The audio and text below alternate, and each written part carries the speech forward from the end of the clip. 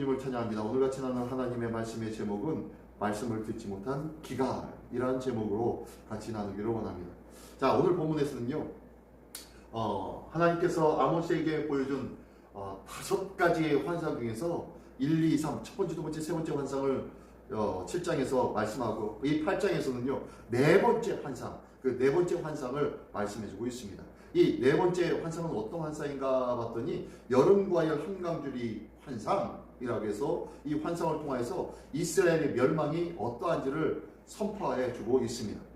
죄악의 일들이 일상이었던 이 이스라엘은 하나님과 이웃을 속이면서도 우상에 속는 자신을 제대로 깨닫지 못하는 이 어리석은 일들을 범하고 있는 것을 고발하는 것이 오늘 본문의 말씀입니다.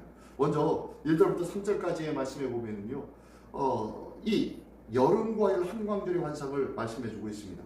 이 수확할 때가 다가온 이 여름과일 한강줄이의 환상인데요, 보니까요, 1절에 주 여호와께서 내게 이와 같이 보이셨느니라. 보라, 여름과일 한 광줄이니라 라고 하시면서 하나님이 말씀하십니다. 2절에 그가 말씀하시되 아모스야, 네가 무엇을 보느냐 내게 이르시되, 이제 아모스가 대답합니다. 예, 여름과일 한 광줄이니이다.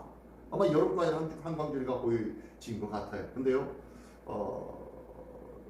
말씀의 이 단어에 이중적인 의미가 있습니다. 이 여름과일 한 광줄에서 이 여름이라는 이 단어가요, 종말이라는 단어하고 거의 발음이 비슷해요. 그리고 히브리어로 쓰였기 때문에 똑같은, 히브리어는 모음이 없이 자음으로만 기록되어 있기 때문에 보기에 똑같습니다. 읽는 것만 여름이라고 읽을 때하고 그 다음에 종말이라고 읽을 때하고 그 발음이 조금 다르죠. 단어로 쓰여져 있는 것은 똑같이 쓰여져 있어요. 그래서 여름과일 한강줄이다 라고 할 때 이 여름과일의 여름이 바로 종말과일 한강줄이하고 똑같은 단어예요. 그래서 이 언어의 유의라고도 할 수 있는데요, 이 하나님께서 이 여름과일 한강줄을 보여주면서 이 여름과일이 과연 뭐냐? 종말과일입니다. 종말과일, 마지막 과일. 그래서 이 여름과일 한강줄이다 라고 이 아모스가 고백하니까 하나님께서 말씀하십니다. 하나님께서 내게 이르시되 내 백성 이스라엘의 끝이 이르렀은즉, 자, 여름과일, 종말과일, 종말이 이르렀은즉 내가 다시는 그를 용서하지 아니하리라. 이제 더 이상 용서하지 않을 거야 라고 말씀하시면서 3절에 너희의 궁전의 노래가 애곡으로, 그리고 곳곳에 시체가 많아서 많은 사람들이 묵묵히 슬퍼하며 그 시체를 내어 버리게 될 거야. 이게 바로 하나님의 말씀이었다 라고 말씀한 것이 1, 2, 3절에 말씀하고 있는 거예요.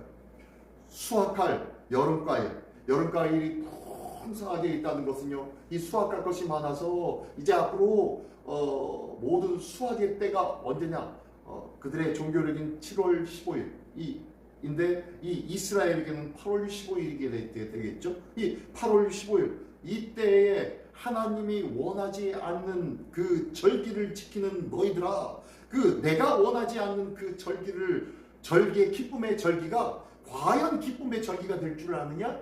여름과일로 풍성한 절기가 될 줄 아느냐? 아니, 그 풍성한 기쁨이 있을 여름과일의 수확의 날이 바로 절망과 종말의 날이 되어질 것이다 라고 말씀하는 것이 1절부터 3절까지의 말씀인 거예요. 잘 익은 여름과일, 이것은 바로 무르익은 종말의 결과를 상징하고 있는 것이에요. 그리고 추수의 때가 바로 심판과 형벌의 때를 말씀하고 있는 것이라는 거죠.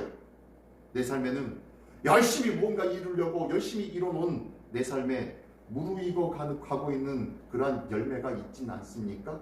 그 열매는 과연 하나님의 말씀 안에서 익어가는 열매입니까? 아니면 내 생각과 내 판단과 세상적인 욕망에서 익어가게 만들고 있는 죄악상은 아닙니까? 이 죄악상이 뭡니까? 한마디로 방치되어 버린 나의 습관이라. 하나님의 말씀과 뜻과는 상관없는 잘못된 습관들이 고쳐야지 하면서도 알게 모르게 하루 이틀 지나다 보니까 습관이 되어졌고, 그러면서 신앙생활 하다 보니까 나도 알게 모르게 그게 죄인지도 잊혀져 버린 거예요. 그거에 대한 무감각해진 거예요. 습관으로 그냥 일궈져 버린 거예요. 그러다 보니 죄가 되지 않고 있어요. 죄에 대한 가슴 아픔이 있어야 되는데 죄에 대한 가슴 아픔이 사라져버린 나의 일궈진 무르익어가는 잘못된 죄악성은 있지 않은지 오늘도 하나님의 말씀을 하나씩 내 삶에 비추어 보면서 더럽고 것, 잘못되어 있는 것, 내 삶에 골마져 가고 있는 것 있지 않은지 돌아볼 수 있는 우리 모두가 되기를 원합니다. 이 살이 썩고 골무면요, 처음에는 아픈 것 같지만 아프지도 않아요. 그치?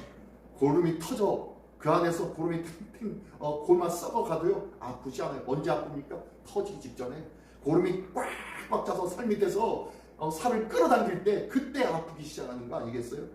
이게 바로 죄의 모습과 똑같다는 거예요. 이러한 죄악상은 혹시 있지 않은지 돌아볼 수 있는 우리 모두가 되기를 원합니다.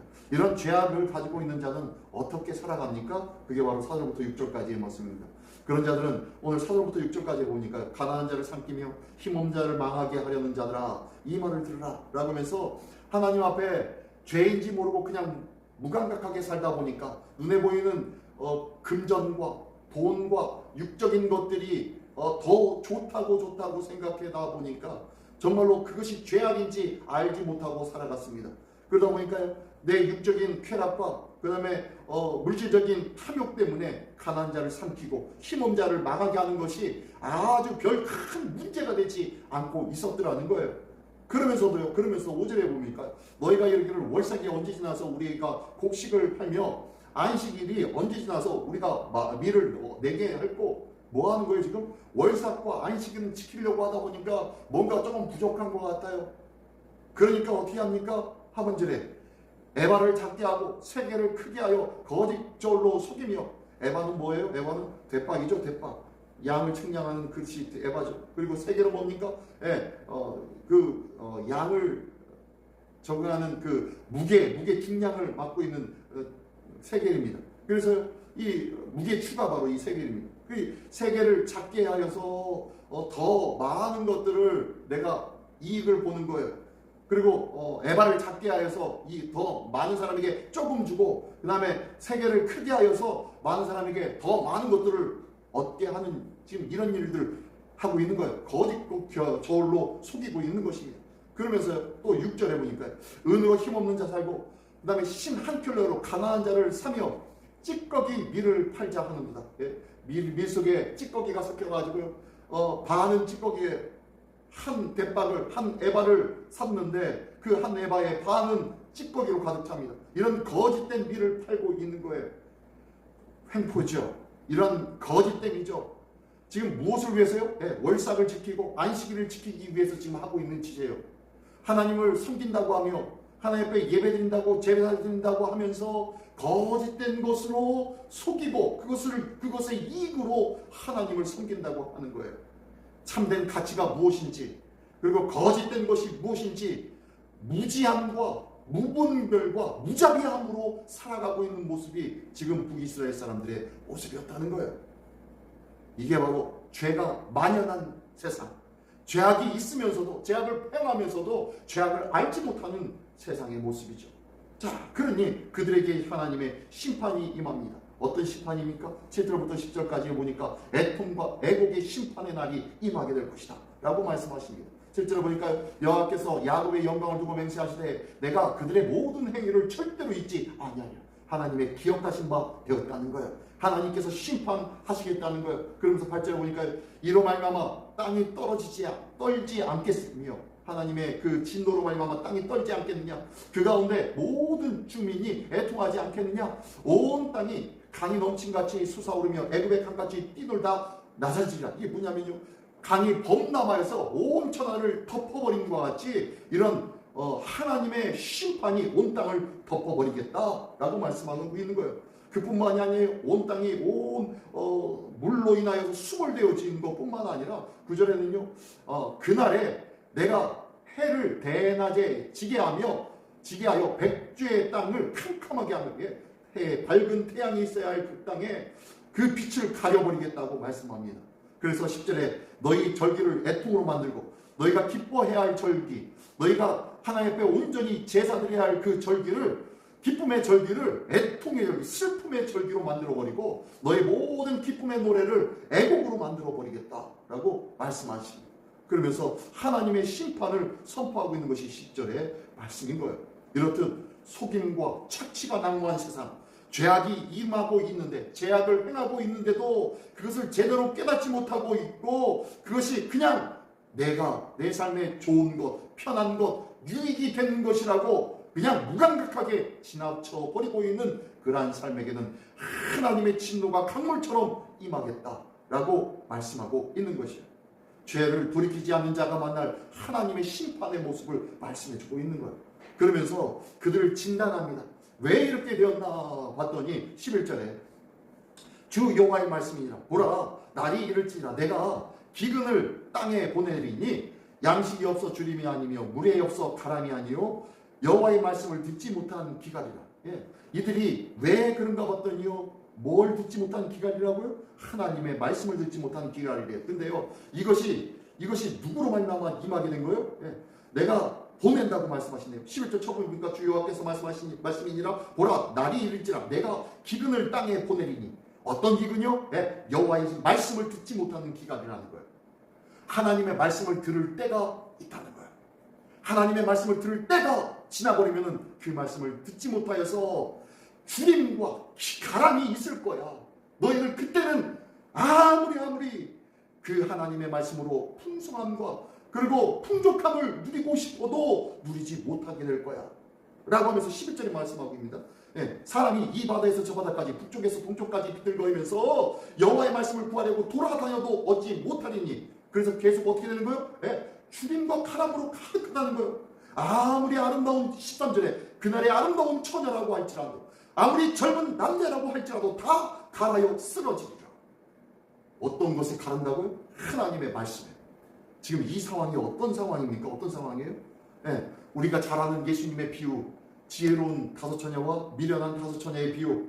미련한 다섯 처녀는요, 신랑이 온다는 그 이야기를 듣고 기름을 구하려고 갔지만 구했어요? 못 구했어요? 구하지 못하였다는 거예요.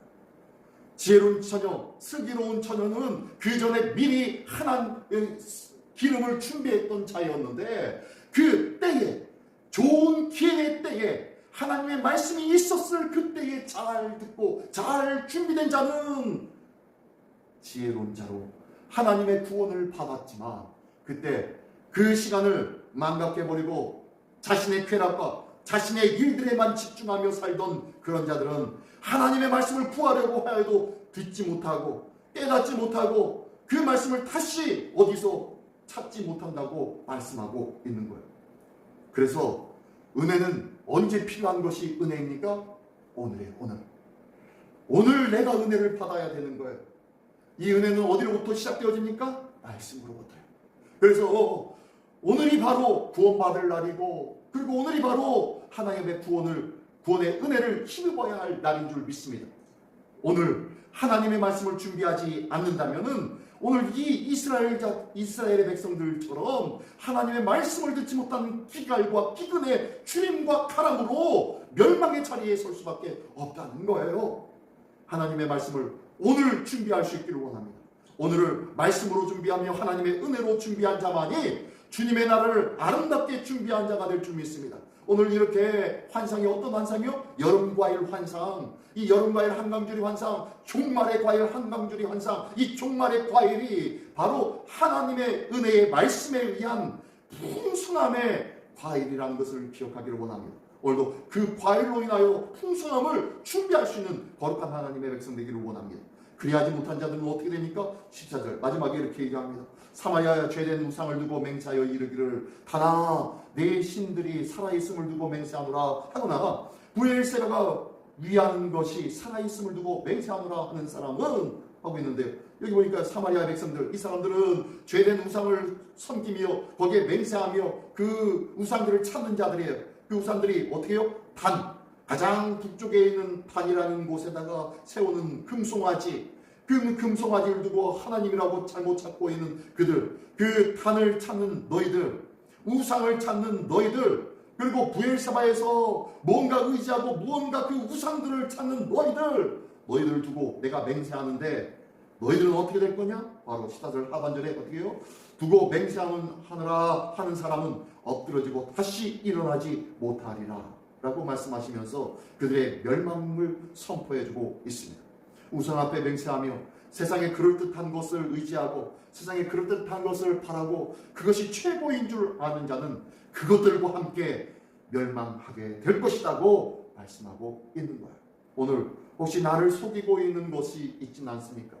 내 잘못된 신앙의 습관들이 있지는 않습니까? 내가 청산해야 될 말씀 밖에 있는 탐욕의 일들은 있지 않습니까? 오늘도 그 하나님을 오직 하나님만을 바라보고 말씀 안에서 잘못된 것들을 온전히 청산해 버릴 수 있는 우리 모두가 되기를 원합니다. 이웃을 사랑하며 하나님을 섬기며 오직 준비된 하나님의 말씀으로 거룩한 믿음의 한날 한날들을 복되게 준비하는 우리 모두가 되시기를 예수님의 이름으로 축원합니다. 기도하겠습니다. 선행하신 주님 감사합니다. 하나님의 진리의 말씀이 우리의 삶을 명확하게 관통하고 있는데 나의 나약함과 연약함과 부족함과 더럽고 추악한 죄악된 삶을 이 관통하는 이 말씀을 외면하고 있지는 아니한지 또 그럼에도 불구하고 내 생각과 내 판단으로 내 욕심과 내 탐욕의 모습으로 변함없이 생활하는 삶을 살고 있지는 않은지 오늘을 다시 한번 점검하며 하나님 앞에 온전히 세우는 자 되게 하여 주시옵소서. 하나님의 말씀을 따라 오늘도 묵묵히 말씀에 순종하며 땅 끝까지 이르러 내 증인이 되라 말씀하신 그 음성에 오늘도 순종하며 만나는 이들마다 주의 복음을 증거하는 거룩한 주님의 날을 준비하는 날 되게 하여 주시옵소서. 모든 것 주님께 의탁드리오며 예수 그리스도의 이름으로 기도드리옵나이다.